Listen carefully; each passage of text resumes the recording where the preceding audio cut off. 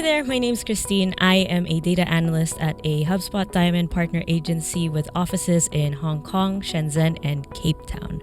In the past year, we have grown from a little under 20 people to almost 30 now, thanks to a lot of opportunities we've been getting through the pandemic. But of course, as our team grows and as the number of projects grows in our organization, one of the key challenges is creating a sustainable project management system that not only allows us to manage our time, but also to limit it for certain tasks. This was something we could do easily when we were a much smaller team, but now as we scale, it's getting more and more challenging. So to solve this issue, we have been using a project management system called ClickUp. And on ClickUp, we've created a custom field, which basically looks at the time estimate on that task versus the time logged. And we've essentially created a traffic light system.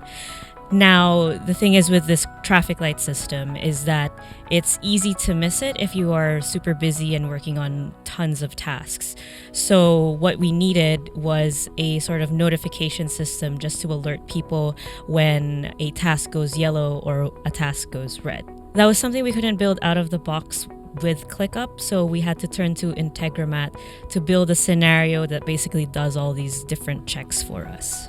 So this is the Integromat scenario we've built for our ClickUp notification system. As you can see, there are a lot of different modules here with a lot of different filters. Going through all of these will probably take a lot of time. So what I'll do instead is give you a high-level overview of what is going on, as well as the intent behind all the different branches we've created in this scenario. So first things first, let's go through how this scenario is triggered. So over here on the very left, we have a webhook, which we've created through the webhook module on Integromat. In this case, every time is tracked on ClickUp, this webhook gets called.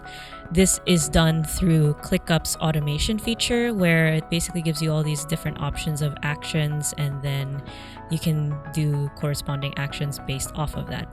Once a task goes through this trigger, there is then a 3-minute delay. So the reason for this 3-minute delay is that there may be cases where a team member logs the time incorrectly. So it could be on the wrong task, or it could be that they didn't put the right amount of time on it.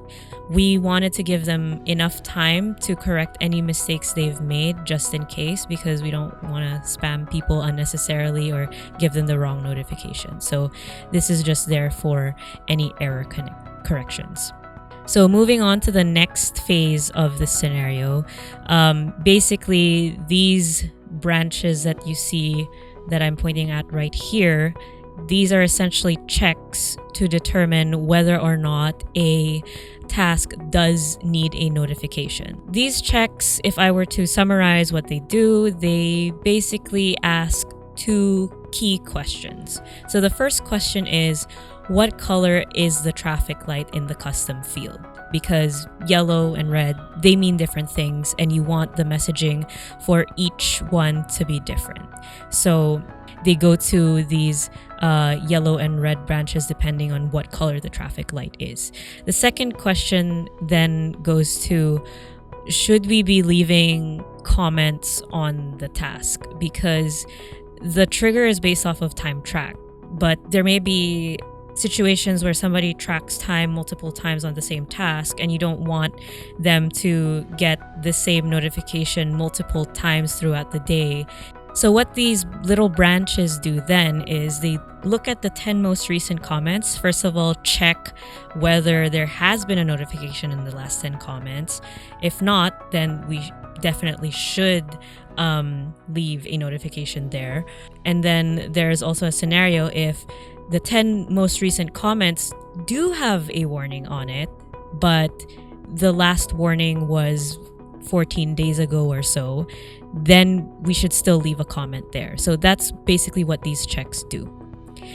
Once a task does get determined to need a notification, we then go through these action branches. So these action branches, the same thing, just different messaging. So first of all, we figure out which task the notification needs to go to. And then second, it will then post a comment on that task with like oh, it's yellow, oh, it's red.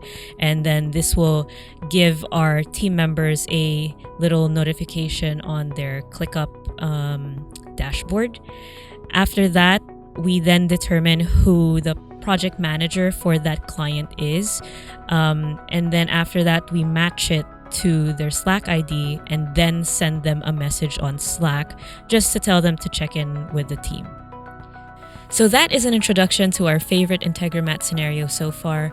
Thank you so much for watching, and if you have any questions, feel free to leave them in the comments below.